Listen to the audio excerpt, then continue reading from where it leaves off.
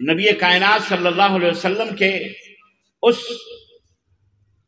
غزوہ تبوک کے موقع پر آپ کے اعلان پر وہ آپ کے اعلان کی وہ حدیث یاد آئی کہ جس میں نبی کائنات صلی اللہ علیہ وسلم نے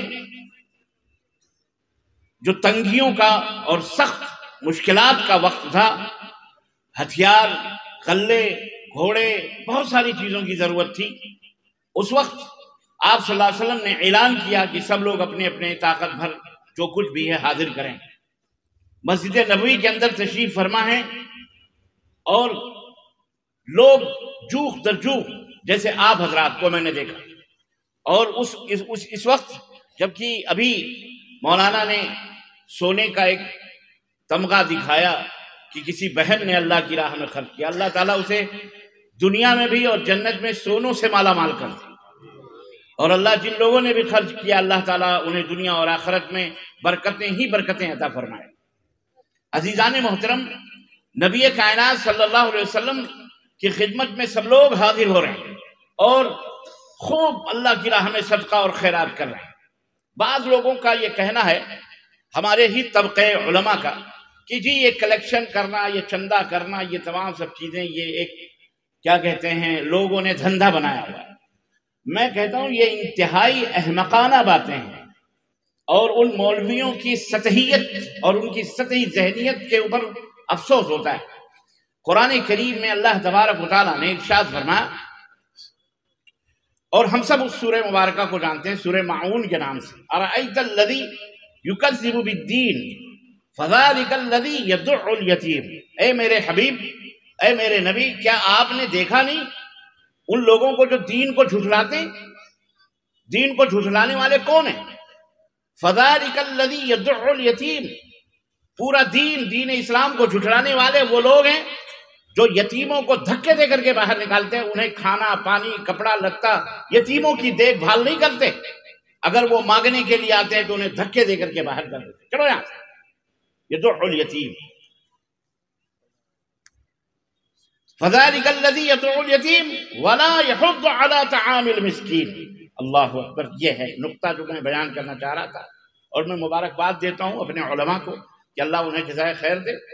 اللہ رب العزت نے فرمایا، اور وہ بندہ بھی دین کو جھٹلانے والا ہے جو لوگوں کو، یتیموں، غریبوں، مسکینوں کو کھانا کھلانے پر ابھارتا نہیں ہے۔ ولا یحض علی طعام المسکین، مسکین، غریب، فقیر کے کھانا پانی دینے پر، کھلانے پر ابھارتا نہیں ہے، وہ بھی دین کو جھٹلانے والا ہے۔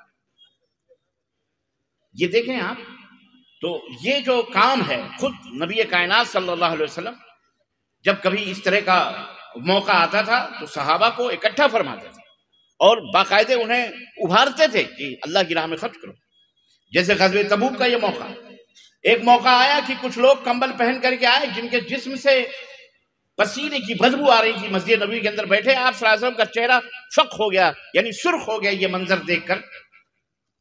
کہا کیا ہوا؟ کہا اللہ کے نبی، ہمارے پاس تو نہ کپڑے ہیں، نہ کھانے پینے کی کوئی چیزیں ہیں، فقر و فاقہ ہے، غریب ہے، مسکین ہے۔ اللہ کے رسول صلی اللہ علیہ وسلم نے مسجد نبی میں کھڑے ہو کے اعلان کیا اور لوگوں نے غلوں کی ڈھیر لگا دی۔ اللہ اکبر۔ غرض میرے کہنے کا مطلب یہ ہے، بہت سارے واقعات ہیں۔ وہ واقعہ جو میں نے بتایا کہ غزوہ تبوک کے موقع پر اللہ کے رسول صلی اللہ علیہ وسلم کی خدمت سے عمر رضی اللہ تعالیٰ عنہ مالدار تھے، حضرت عثمان بھی مالدار تھے، سبوں نے اپنے اپنے حساب سے پیش کیا۔ حضرت عمر نے کہا آج تو میں ابو بکر سے سبقت لے جاؤں گا۔ یہ اس میں دلیل یہ بھی ہے کہ نیکی کے کاموں میں فاستبقوا الخیرات، نیکی کے کاموں میں ایک دوسرے سے سبقت لے جانا چاہیے۔ اس نے 10 دیے، میں 20 دوں گا، میرے پاس طاقت ہے۔ اس نے 5 دیے، میں 50 دوں گا، میرے پاس طاقت ہے۔ یہ اللہ کی راہ میں خرچ کرنے کا جذبہ ہوتا ہے۔ حضرت عمر فاروق اعظم رضی اللہ تعالیٰ نے کہا کہ آج تو میں ابو بکر کو پیچھے چھوڑ دوں گا، اس لیے کہ ابو بکر کے پاس اتنی دولت کہاں ہے جتنی دولت میرے پاس ہے۔ چنانچہ اللہ کے رسول صلی اللہ علیہ وسلم خدمت میں اپنا مال، اپنی دولت لے کر کے حاضر ہوئے۔ چندہ اللہ کے نبی فرما رہے تھے، جی جناب چندہ فرما رہے تھے، حاضر ہوئے، کہنے لگے، اللہ کے نبی نے فرمایا کہ عمر کیا لائے ہو، کتنا لائے ہو؟ کہنے لگے اللہ کے نبی گھر میں جو کچھ تھا اسے 2 حصوں میں بانٹ دیا، ایک حصہ بال بچوں کے لیے چھوڑ دیا اور ایک حصہ آپ کی خدمت میں لے کے آیا ہوں، قبول فرمائیے۔ اللہ کے نبی خوش ہوئے۔ اتنے میں لدے پھندے حضرت سیدنا ابوبکر صدیق رضی اللہ تعالیٰ، اللہ اکبر، کس جلیل القدر جن کا مقام اور رتبہ نبیوں کے بعد ہے، حضرت سیدنا ابوبکر صدیق رضی اللہ تعالیٰ عنہ لدے پھندے تشریف لائے اور اللہ کے نبی کی خدمت میں وہ چندہ، وہ صدقہ، وہ خیرات لا کر کے رکھ دیے۔ اللہ کے رسول صلی اللہ علیہ وسلم نے فرمایا ابو بکر تم کتنا لائے؟ کہنے لگے اللہ کے نبی گھر میں جو کچھ بھی تھا جھاڑو مار کر کے آپ کی خدمت میں لے کے آیا ہوں۔ پھر گھر میں کیا چھوڑے؟ کہنے لگے اللہ اور اس کے رسول کو چھوڑ کے آیا ہوں، بس توکل علی اللہ۔ یہ قربانیاں تھیں صحابہ کرام رضوان اللہ تعالی علیہم اجمعین کی۔ کس لیے؟ کیوں؟ اللہ کو راضی کرنے کے لیے، اللہ کو خوش کرنے کے لیے۔ کیا کرو گے یہ دولتیں؟ کیا کمائیاں یہ کیا ہوں گی؟ میں نہیں کہتا کہ پیسے مت کماؤ، پیسے کماؤ، خوب کماؤ، حلال طریقے سے کماؤ، لیکن اللہ کی راہ میں خرچ بھی کرو۔ یہی روپے، یہی پیسے آپ کو آخرت میں کام آنے والے ہیں آپ کی، ورنہ آپ کی اولاد، آپ کے بچے اگر نیک رہے تو پھر تو ٹھیک ہے، ورنہ تقسیم کر کر کے آپس میں بانٹ بونٹ کر کے ادھر ادھر ہو جائیں گے اور آپ کی ساری کمائی جو سینت کر کے آپ رکھے ہوئے ہیں ایسے ویسے تتر بتر ہو جائے گی، اس کا کوئی فائدہ نہیں ہوگا۔ جو کچھ بھی آپ نے اپنے ہاتھوں سے خرچ کیا ہے یہی آپ کے کام میں آنے والا ہے۔ تو یہ منظر آپ کے اس اہل قبالہ اور اس کے قرب و جوار کا یہ جو منظر سخاوت کا، اور ہماری ماں بہنوں کا بھی کہ پوڑیوں میں کچھ چیز آئی، میں نے دیکھا پیسوں کے اوپر، ظاہر ہے کہ اس بہن نے یا اس بیٹی نے اپنے کان کی یا اپنے ناک کی کوئی باریک سی سونے کی چیز دی ہوگی۔ اللہ تعالیٰ اسے جہنم سے آزاد فرمائے۔ اللہ اکبر۔ اللہ تعالیٰ سب کو، ہم سب کو، ہمارے ماں باپ کو بھی اللہ تعالیٰ جہنم سے آزاد فرمائے اور ہم سب کی گردنوں کو جہنم سے آزاد فرمائے۔ محترم، یہ شہادت گہے الفت میں قدم رکھنا ہے۔ لوگ آسان سمجھتے ہیں مسلمان ہونا۔ مسلمان جو ہے نا، آپ مسلمان ہیں، کیوں مسلمان ہیں؟ ہم مسلمان ہیں، کیوں مسلمان ہیں؟ کبھی آپ نے غور کیا یہ نوجوان طبقہ بیٹھا ہوا ہے، مسلمان ہونے کا مطلب کیا ہے؟ کبھی آپ نے سمجھا میرے بھائیوں، میری بہنوں؟ اللہ اکبر۔ اس کو سمجھنے کی ضرورت، میں نہیں کہتا کہ ہمارے علماء نے نہیں بتایا ہوگا، الحمدللہ انہوں نے اپنے رات دن صرف کیے مسجدوں کے اندر، الحمدللہ خطبات کے ذریعے اور اسی طرح جلسے جلوس میں تقریروں کے ذریعے، مختلف جگہوں کے اوپر بھی دروس کے ذریعے آپ کو انہوں نے سمجھایا ہوگا، بتایا ہوگا۔ لیکن بہرحال فذکر فإن الذکر تنفع المؤمنین، یاد دہانی کراؤ، اس لیے کہ یاد کراتے رہو باتوں کو، کیونکہ یہ مومنوں کو نفع پہنچاتی ہیں۔ آپ کا یہاں بیٹھنا، یہاں حاضر ہونا، یہ کوئی معمولی نہیں ہے، یہ بہت قیمتی مجلس ہے، یہ بہت ہی بابرکت مجلس ہے، یہ رحمتوں سے بھری مجلس ہے۔ اللہ تبارک و تعالی، میں آپ کو ایک لمبی حدیث ہے، میں پوری حدیث تو نہیں بیان کروں گا، لیکن صحیح بخاری اور صحیح مسلم کی ایک لمبی حدیث ہے جس میں آخری بات بتاؤں گا کہ اللہ تبارک و تعالی فخر کرتا ہے ایسی مجلسوں پر، اور جہاں ایسی اس قسم کی مجلسیں ہوتی ہیں وہاں رحمت کے فرشتے الحمدللہ اسے تلاش کرتے ہیں اسی مجلسوں کو، اور اس میں جاتے ہیں اور جا کر کے جو حاضر ہوئے ہیں ان کے ناموں کو لکھتے ہیں۔ فرشتے کہتے ہیں اللہ یہ فلاں ابن فلاں، فلاں ابن فلاں، فلاں ابن فلاں، فلاں بنت فلاں، فلاں کی بیٹی، فلاں کی بہو اس مجلس میں، اس جلسے میں، ایسے اجتماعات میں ایسی دین کی باتیں سننے کے لیے اے اللہ یہ سب حاضر ہیں۔ اللہ تعالیٰ آواز دیتا ہے میرے فرشتوں میں تمہیں گواہ بنا کر کے کہتا ہوں، میں تمہیں گواہ بنا کے کہتا ہوں کہ میں نے سب کے گناہوں کو معاف کر دیا ہے۔ بولو سبحان اللہ، میں نے سب کے گناہوں کو معاف کر دیا ہے۔ اللہ اکبر۔ آپ اسے کیا سمجھتے ہیں؟ یہ کوئی معمولی چیز ہے؟ ہرگز نہیں، یہ بہت ادب کی جگہ ہے۔ فرشتے کہتے ہیں اللہ اس میں کچھ بندے ایسے بھی تھے جنہیں جلسے میں، اجتماع میں آنے کی ضرورت نہیں تھی، بس چلتے چلتے یوں ہی تقریر سنی یا مجمع دیکھا وہ کھڑے ہو گئے، ان کا مقصد، ان کی نیت نہیں تھی کچھ، بس ایسے ہی چلتے تھے۔ اللہ فرماتا ہے وہ چلتے چلتے جو کھڑا ہوا ہے میں اپنے عزت و جلال کی قسم کھاتا ہوں اس کھڑے ہونے پر اور اس جلسے کے اندر حاضر ہونے پر میں نے اس کے بھی گناہوں کو معاف کر دیا ہے۔ عزیزان گرامی، تو یہ خوش نصیبی کی بات ہے، یہ ایک طرح سے دھوبی گھاٹ ہے۔ یہاں جو جلسے ہوتے ہیں، جو اس طرح کے اجتماعات ہوتے ہیں، یہاں گناہ دھلے جاتے ہیں، یہاں روح کی غذا میسر ہوتی ہے۔ آپ کو پتہ ہے اللہ تعالیٰ نے آپ کے جسم کو دو حصوں میں تقسیم کیا ہے، ایک تو خاکی اور ایک دوسرے نوری۔ خاکی تو یہ بدن ہے جو کئی مرحلوں سے ہوتے ہواتے ماں کے پیٹ سے ہم پیدا ہوتے ہیں، اور یہ خاکی جسم ہوتا ہے جس کو ہم قبر میں مرنے کے بعد دفن کرتے ہیں اور کہتے ہیں کہ منہا خلقناکم وفیہا نعیدکم ومنہا نخرجکم تارۃ اخری، ہم نے تم کو اسی مٹی سے بنایا اور پھر اسی مٹی کے اندر ہم نے واپس کیا، اور پھر ایک دن آئے گا کسی مٹی سے جب تم سڑ گل جاؤ گے تو تم کو ہم نکالیں گے اسی مٹی سے۔ لیکن جو یہ روح ہے، یہ جو روح ہے، دیکھیں یہ جو روح ہے یہ زمین پہ نہیں بنی ہے، یہ آسمان سے آتی ہے۔ جو چیز آسمان سے آتی ہے وہ جسم چھوڑ کر آسمان کی طرف ہی چلی جاتی ہے۔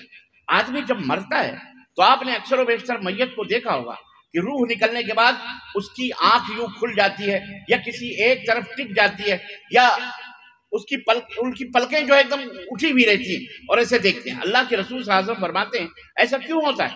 کیونکہ روح جب نکلتی ہے تو آنکھ اس روح کے پیچھے پڑتی ہے، یعنی اس روح کو دیکھتی ہے کہ وہ روح جا رہی ہے، اسی لیے میت کی پلکیں جو ہوتی ہیں آنکھیں اٹھی ہوئی رہتی ہیں۔ اللہ اکبر، سمجھ رہے میری بات؟ تو روح کی غذا ہے ایسی مجلسیں، قرآن کی آیتیں، نبی کریم صلی اللہ علیہ وسلم کی احادیث، اللہ اکبر، یہ روح کی غذا ہیں۔ کیوں؟ روح کو کس سے سکون میں؟ جس طرح اچھا کھانا، اچھی روٹی، اچھے لباس، اچھی خوراک سے آپ کے جسم کو سکون ملتا ہے، اسی طرح سے آپ کے روح کی بالیدگی، اس کی تربیت اور اس کی بلندی اور اس کے اندر طہارت اور اس کے اندر تقوی اور اس کے اندر پاکیزگی اور اس کے اندر نظافت اور اس کے اندر صفائی اور اس کی ستھرائی ایسی مجلسوں سے ہوتی ہے جہاں قرآن کی آیتیں پڑھی جاتی ہیں، جہاں رسول اللہ صلی اللہ علیہ وسلم کی احادیث پڑھی جاتی ہیں، اور تاکہ دل صاف اور ستھرا ہو جائے، نظیف ہو جائے۔ کیونکہ اللہ تبارک و تعالیٰ، یہ جب روح کی غذا ہے، اس روح کو سکون ملتا ہے۔ اللہ کے رسول اللہ تبارک نے قرآن کریم میں فرمایا الا بذکر اللہ تطمئن القلوب، الا بذکر اللہ تطمئن القلوب، یاد رکھو دلوں کو جو سکون ملتا ہے وہ قرآن سے ملتا ہے۔ شیطان ہمیشہ ہمارا اور تمہارا دشمن ہے۔ شیطان کے بارے میں اللہ نے اپنے بندوں کو کیا فرمایا؟ ان الشیطان لکم عدو مبین، شیطان تمہارا کھلا ہوا دشمن ہے، شیطان تمہارا کھلا ہوا دشمن ہے۔ وہ کیا کہتا ہے؟ آج کل کے بڑے بڑے فلاسفی، بڑے بڑے سائنٹسٹ، بڑے بڑے اپنے آپ کو پروفیسر کہنے والے کہتے ہیں جی روح کو سکون ملتا ہے موسیقی سے، میوزک سے، میوزک گانے بجانے سے روح کو سکون ملتا ہے۔ اللہ کی قسم بتلا رہا ہوں، یہ کہنے کی باتیں ہیں، یہ شیطان کی باتیں ہیں۔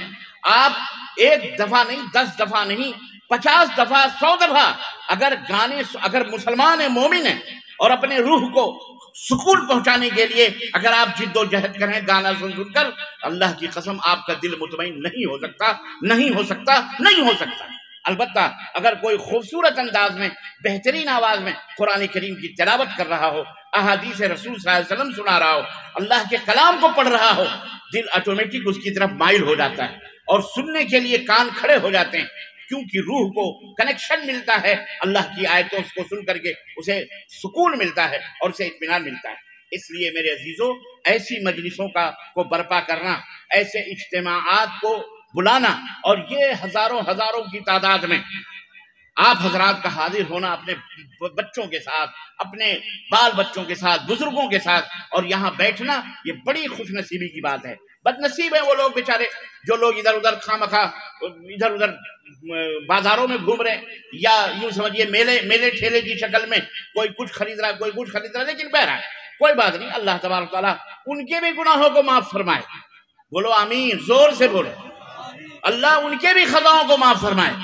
اللہ انہوں نے اپنے گھروں کو چھوڑا اور اس اجتماع گاہ میں آئے بھی اور جا بھی رہے، اللہ انہیں وہ پلٹ رہے ہیں، اللہ ان کے خطاؤں کو بھی معاف فرمائے، اور اللہ ان کو جنت الفردوس میں اعلیٰ مقام عطا فرمائے، اور اللہ ہم حاضرین کے بھی دین اور دنیا میں خیر و برکت عطا فرمائے۔ دوستوں اور بھائیوں، میں عرض یہ کر رہا تھا، کبھی آپ نے سوچا کہ آپ مسلمان کیوں ہیں؟ یہ نوجوان ہیں، سب ہیں، ماشاءاللہ مدارس کھولے جا رہے ہیں، مکاتب کھولے جا رہے ہیں۔ آپ کو پتہ ہے کبھی کہ ہم مسلمان ہیں؟ اگر کوئی آپ سے پوچھے کوئی بھی بندہ ہندوستان کا، کیونکہ ہندوستان ایک ملی جلی آبادیوں کا نام ہے، ملے جلے مذاہب، ملے جلے ادیان، ملے جلے ملل اور قومیں اور دھرم یہاں موجود ہیں۔ الحمدللہ ایک کثیر تعداد مسلمانوں کی بھی اس دھرتی پر، بھارت کی دھرتی پر موجود ہیں، اور ہمیں شرف ہے اور ہمیں فخر ہے کہ ہم بھارتی ہیں۔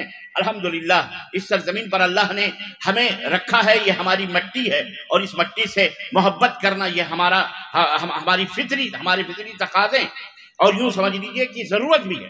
اس لیے ہمیں اس دھرتی پر اللہ تبارک و تعالیٰ نے جو اسلام کی دولت سے مالا مال کیا ہے، کبھی ہم نے اس دولت کے بارے میں سوچا یا اپنی ذمہ داریوں کے بارے میں سوچا؟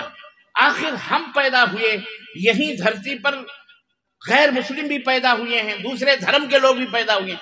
کیوں پیدا ہوئے ہم اور کیوں پیدا ہوئے وہ؟ ہماری ذمہ داری کیا ہے؟ ہم سے اللہ کیا مطالبہ کرے گا؟ ہم سے اللہ چاہتا کیا ہے؟ کیا ہم نے کبھی یہ سوچا؟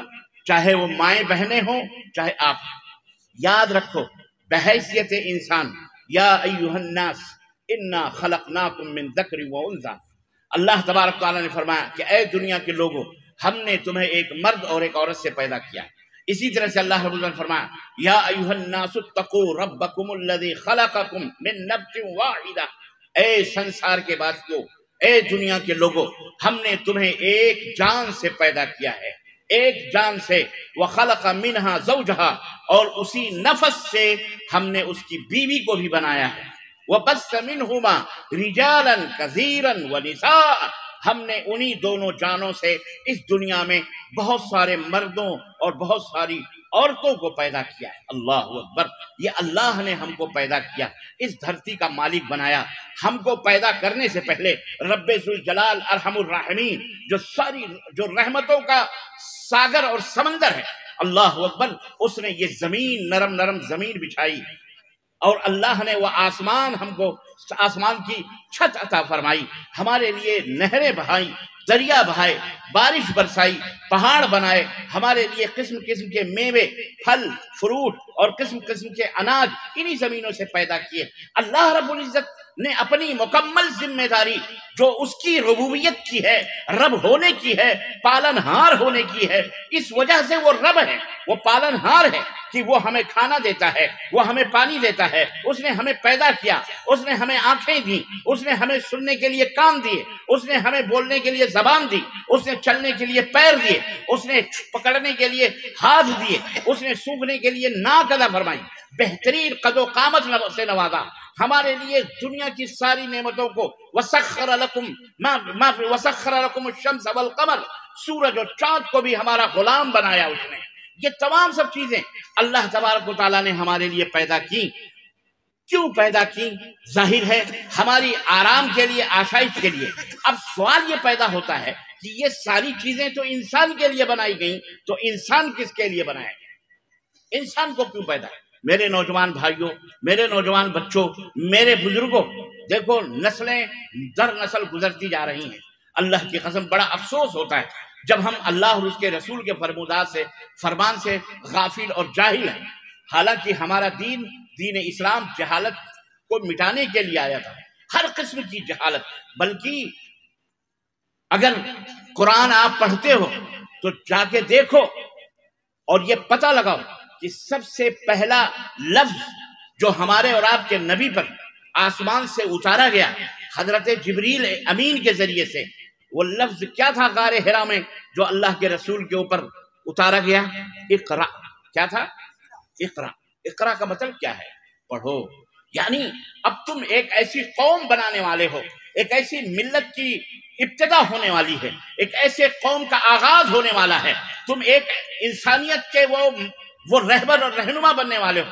تمہارے ذریعے سے جہالتوں کی تاریکیوں کو مٹایا جائے گا، اندھیروں کو چھانٹا جائے گا، اور تمہارے روشنی قد جاءکم من اللہ نور و کتاب منیر، ایک نور، ایک روشنی اور ایک کتاب دے کر کے دنیا کے اندر جو جہالت کی تاریکیاں ہیں اور اندھیرا پن ہے، ظلمتیں ہیں، اس کو مٹایا جائے گا اے محمد صلی اللہ علیہ وسلم۔ اس لیے آپ کو پڑھنا چاہیے، پڑھو، پڑھو. یہ تعلیم تھی نبی کے لیے، لیکن یہ تعلیم تھی قیامت تک آنے والے نبی کائنات صلی اللہ علیہ وسلم کی امت کے لیے، ہمارے لیے، آپ کے لیے، آپ کے بچوں کے لیے، اولاد کے لیے، عورتوں کے لیے، مردوں کے لیے، سب ایک کیٹیگری میں برابر ہیں. یاد رکھو اے میرے دوستوں اور بھائیوں، مرد اور عورت میں کوئی فرق اللہ نے نہیں کیا ہے. چند ملاحظات کے، چند خصوصیات کے علاوہ مردوں عورتوں کی کوئی تفریق اللہ تبارک و تعالیٰ کے دربار میں نہیں ہے، بلکہ جتنا اجر اس کام کے کرنے پر مرد کو ملتا ہے وہی اجر عورت کو بھی ملتا ہے. بلکہ بسا اوقات بعض اعمال ایسے ہیں جس میں عورت بیٹھے بٹھائے آپ سے زیادہ اجر و ثواب کما لیتی ہے اور آپ کر کے بھی اتنا عمل نہیں پاتے. مثال کے طور پر جہاد فی سبیل اللہ ہمارے اوپر فرض ہے، لیکن آپ میدان جہاد میں جا کر اپنی گردنوں کو کٹائیں گے تب آپ کو وہ اجر و ثواب ملے گا. لیکن عورت اگر عمرہ کر لے، اگر حج کر لے، اللہ تعالیٰ بیٹھے بٹھائے اس محنت سے اسے جہاد فی سبیل اللہ کا اجر و ثواب عطا فرما دیتا ہے. سمجھ رہے ہیں؟ بہت ساری معاملات. تو خیر باتیں بہت زیادہ ہیں، میں گفتگو کو میں سمیٹ کر آپ کو کچھ بتانا چاہ رہا ہوں. ہماری ذمہ داری کیا ہے؟ کھانا پینا سونا، کھیت جوتنا، بیل گائے بھینس دودھ نکالنا، چرانا چرنا، خلاص یہی ہماری ذمہ داری ختم. عورت کی ذمہ داری یہی ہے کہ گھر میں چولہے برتن پھونک پھانک کر کے شوہر کے ہاتھ پاؤں دبائے اور ختم، اس کے بعد اور کچھ نہیں کرنا ہے. اے میرے مسلمان بھائیوں، اٹھو، بیدار ہو. اللہ کی قسم دنیا تم کو مٹانے کے لیے رات اور دن سوتی نہیں ہے، تمہارے وجود کو ختم کرنے کے لیے، تمہارے آنے والی نسلوں کو برباد کرنے کے لیے، تمہیں اس دنیا کے اندر تمہارے اوپر زمینوں کو تنگ کرنے کے لیے. اللہ کی قسم بتلا رہا ہوں، سازشیں ہو رہی ہیں، پلاننگ ہو رہی ہے، اور ہر طرح سے تم کو مٹانے کے لیے جد و جہد کی جا رہی ہے. اور ہم اور آپ ہیں کہ ہم خواب خرگوش کی نیند لے کر کے پڑے ہوئے غفلت کی چادر اوڑے سو رہے ہیں، نہ کسی چیز کی فکر نہیں ہے. اے میرے مسلمان بھائیوں، میں آپ کے اس مجلس میں آپ کو بیدار کرنے آیا ہوں، آپ کو جگانے کے لیے آیا ہوں. اللہ کی قسم آنکھوں میں آنسو آ جاتے ہیں جب ہم اپنی بدحالیاں دیکھتے ہیں، جب ہم ہر میدان میں اس دنیا کے لوگوں سے پیچھے دیکھتے ہیں. اور تو اور ہے، ہم مسلمان، ہمیں اللہ نے اس لیے پیدا کیا تھا کہ ہم دنیا کی قیادت کریں، دنیا کے رہنما بنیں، دنیا کے لیڈر بنیں، دنیا کے رہبر بنیں، دنیا کو گمگشتہ راہ کو جو ہے ہم سیدھے راستے پر لائیں، بھٹکتے ہوئے لوگوں کے لیے ہم نشان منزل بنیں، ہم لوگوں کو سیدھے راستے کی دعوت دیں، تلقین کریں. جو اللہ کو چھوڑ کر پیڑ اور پودوں کی پرستش کر رہے ہیں، جو نہروں اور دریاؤں کی پوجا کر رہے ہیں، جو بے جان چیزوں کی یا جاندار چیزوں کے سامنے سجدہ کر رہے ہیں، اللہ نے ہمیں اس لیے پیدا کیا تھا کہ ہم ان کو وہاں سے لا کر اللہ کے در پر جھکائیں، اللہ کی چوکھٹ پہ لائیں، انہیں بتائیں کہ اللہ کون ہے، انہیں بتائیں کہ دین اسلام کیا ہے، انہیں بتائیں کہ اسلام کے اندر کتنی برکت ہے، انہیں بتلائیں کہ اسلام کی چھاؤں میں کتنی شیتلتا ہے اور کتنی ٹھنڈک، اور اسلام کے دریاؤں میں کتنی روانی، اور اسلام کے فضاؤں میں کتنا سکون اور کتنا اطمینان ہے، ہم انہیں بتائیں. لیکن افسوس کا مقام ہے، ہم کیا بتائیں گے؟ ہمیں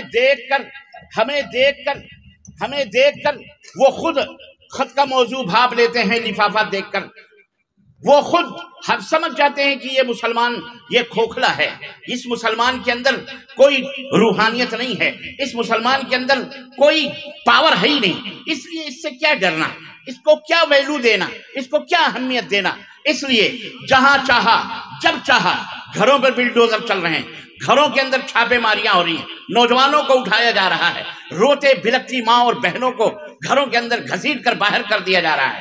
جناب علی جب چاہا مسجدوں کو توڑ دیا، جب چاہا ہمارے جذبات سے کھیل دیا، جب چاہا جو چاہا کر لیا.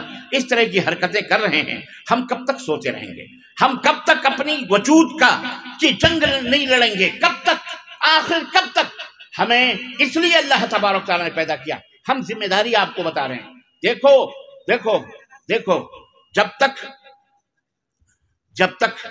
جب تک قربانیاں نہیں دو گے تب تک اس بھارت کی دھرتی ہو یا پوری دنیا کے کائنات کی دھرتی ہو، کبھی تم کامیاب اور ہم کامیاب نہیں ہو سکتے. یہ شہادت گہے اے مسلمان سنیے، نقطہ در سے قرآنی میں ہے. عظمت اسلام و مسلم صرف قربانی میں ہے. ہمیں قربانی دینا پڑے گی. قربانی صرف مال کی نہیں، صرف جان کی نہیں، ہمیں ہر چیز کی قربانی دینا پڑے گی، ہمیں نیندوں کی قربانی دینا پڑے گی، ہمیں وقت کی قربانی دینا پڑے گی، ہمیں جینا مرنا، ان صلاتی و نسکی و محیای و مماتی للہ رب العالمین، سب کچھ اللہ رب العالمین کے لیے ہم کو قربان کرنا پڑے گا۔ ایک مسلمان کا فرض یہ بنتا ہے، ایک مسلمان کا فرض یہ بنتا ہے، جب وہ کلمہ توحید اپنی زبان سے کہہ لیتا ہے تو اس کا مطلب یہ ہے کہ اب وہ خلاص، اب وہ اپنی مرضی کا مالک نہیں رہا۔ مسلمان کہتے ہی اس شخص کو ہیں۔ عربوں کے اندر اس اونٹنی کو، جس اونٹنی کی ناک میں نکیل ہوتی ہے، ہم گاؤں والے لوگ ہیں، دیہات والے لوگ ہیں، ہمیں اچھی طرح معلوم ہے، بھینسوں کے یا بیلوں کے ناک میں نتنا ڈالا جاتا ہے۔ کیوں ڈالا جاتا ہے اس کو؟ تاکہ وہ آپ کے کنٹرول میں رہے، تاکہ وہ جب چاہیں اس کو بٹھائیں، جب چاہے اٹھائیں، جب چاہیں اسے جہاں چاہیں جیسے استعمال کریں۔ اسلام بھی اسی کا نام ہے۔ قلادہ در گردن نہادن، گردن میں پٹا ڈالنا، غلامی کا پٹا، کس کی غلامی کا؟ اللہ کی غلامی کا، اللہ کی بندگی کا۔ تو اس اونٹنی کو عرب ناقۃ مسلمہ کہتے تھے، جس اونٹنی کی ناک میں نکیل پڑی ہوتی تھی اس کو مسلمان اونٹنی کہتے تھے۔ کیوں؟ اس لیے کہ اب وہ اپنی مرضی کی مالک نہیں ہوتی تھی، اپنے مالک کے مرضی کی مالک ہوتی تھی، حکم کے تابع دار ہوتی تھی۔ اس کا مالک جب چاہتا، جیسے چاہتا، اٹھاتا، بٹھاتا، چلاتا، پھراتا۔ ایسے ہی مسلمان اسی کو کہا جاتا ہے